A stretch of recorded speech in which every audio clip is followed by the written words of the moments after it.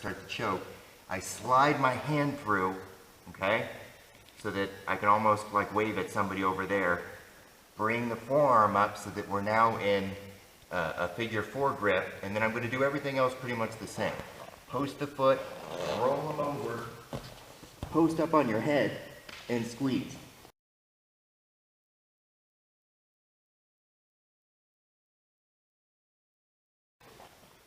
Okay, drop that elbow, post my foot just like I did before, and then I'm going to roll them over.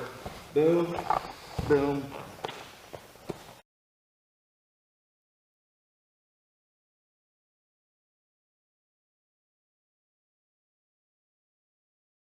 So eventually what we're going to end up doing is we're controlling the head. It's usually out of a sprawling type of situation, but it also can be out of a snap down. Snap them down, control the head, make sure it's pressed down enough to start to choke. I slide my hand through, okay, so that I can almost like wave at somebody over there. Bring the forearm up so that we're now in a figure 4 grip, and then I'm going to do everything else pretty much the same. Post the foot, roll them over, post up on your head, and squeeze. And you get somewhere between a neck crank and a carotid choke, okay? Did everybody see the way he slid that up there? The blade of the inside of that forearm was right against that carotid, which creates a really nasty, it's almost like slicing his neck, you know. Now, the action of him rolling, which you'll do it here, he comes over on posts on the top of his head and forms kind of a tripod. You notice how he ended up. He didn't just lay on the guy. So he'll do this again, but kind of watch these small points that really help add up. Okay, so we're here, we're pushing his head down. If you want, you can push his head all the way down to the mat. Okay, number one, that keeps him from moving around, which is good, but it also starts the choke for you.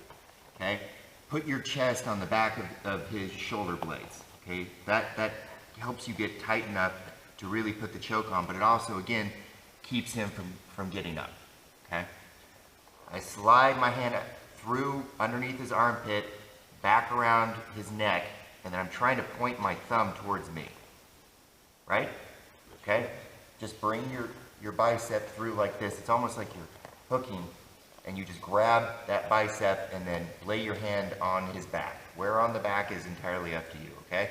I'm usually right here so I can keep my head on him, okay? But it really depends on how tight the grip is and how long your arms are, okay? Once you get that, we post the foot right next to his knee, roll him over, kick over, finish. Okay, if you're not comfortable being on your knees, you can tripod up. You can change the angle for everybody over here.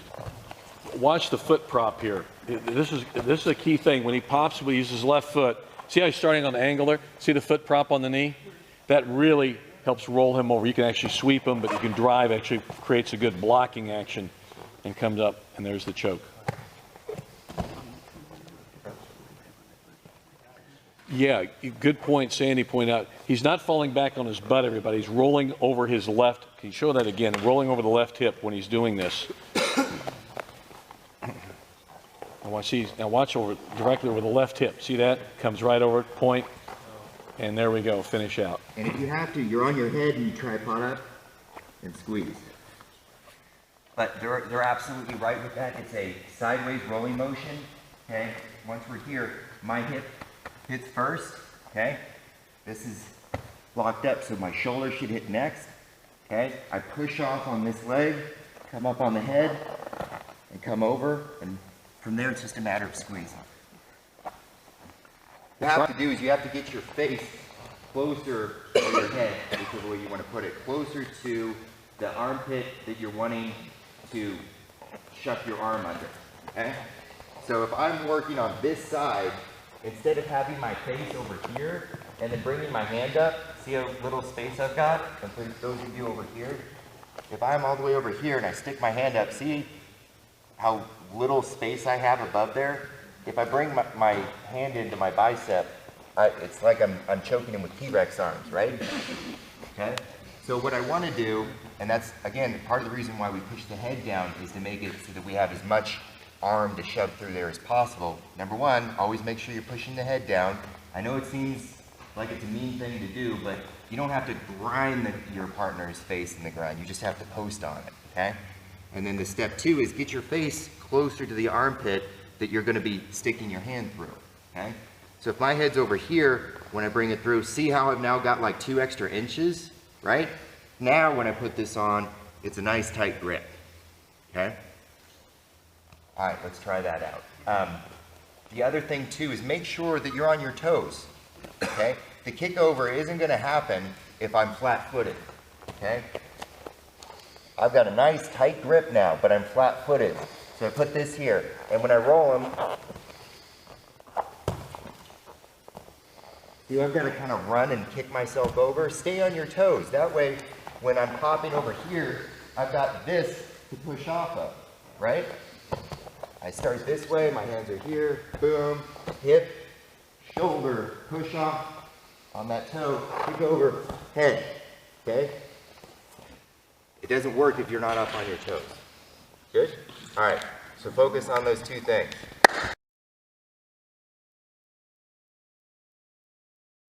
People that want to put more of a neck crank into this, this is the way to do it, okay? You also get a little bit more control with the flip over, but it's a little harder to choke. So there are trade-offs with it. You get a better choke with the figure 4 version, but you get more control and more pain when you do the S-grip or the palm-to-palm version. Okay, so the difference here is just in what I'm doing with my hands, all right? Everything else should be the same. If I was putting my face over here so that I can get more hand up, I'm doing the same thing, okay? So, boom, through. But this time, I get an S-grip or I get palm to palm, okay? I usually do an S-grip these days. This is one of the few chokes I will actually do an S-grip with, all right? Okay, S-grip, drop that elbow down. And that's why I like the S-grip for this one, because I want to crank my elbow down so that I've got more control over his head. You can do the same thing with the gable grip. Okay, we've got lots of guys at our gym that do it with the gable grip very well, okay? So, doesn't really matter, it's personal preference. I wouldn't try the butterfly grip because you're gonna have too much, you'll need too much hand and arm to do it. And if you've got that much hand and arm, you might as well be doing the figure 4 version, okay? So again, boom, catch, drop that elbow down, okay? I want it almost pointed down. That way, now I've got good control this way and good control this way. Guys, everybody, that is one area where a lot of guys make a mistake. He's really pointing this out well. That elbow drives down, and as he's rolling, it will drive in, which makes the choke even worse. So if I'm doing it from this side, come through, catch, drop that elbow down, okay? See how it's all the way down there? I don't want this floating because, number one, I've given him all this space to move his head out of the way and turn towards me. Plus, when I'm rolling him, it's not going to work very well. Okay, I have very little control over him other than just pulling him into me, which I don't want to do. Okay? Okay, drop that elbow, post my foot just like I did before, and then I'm going to roll him over.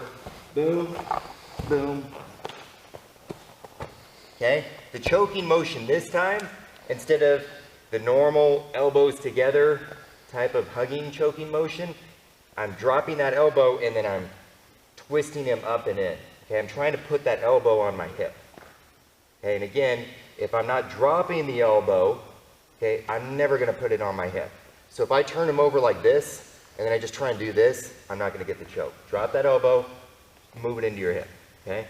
If it's a gable grip, drop the elbow, move it into your hip. Okay? The twisting motion over is the same exact way that we did it before. This way, okay, that way. Okay? That's what the foot's there. The foot is there to make the turn easy. Okay? I'm going to do it on this side.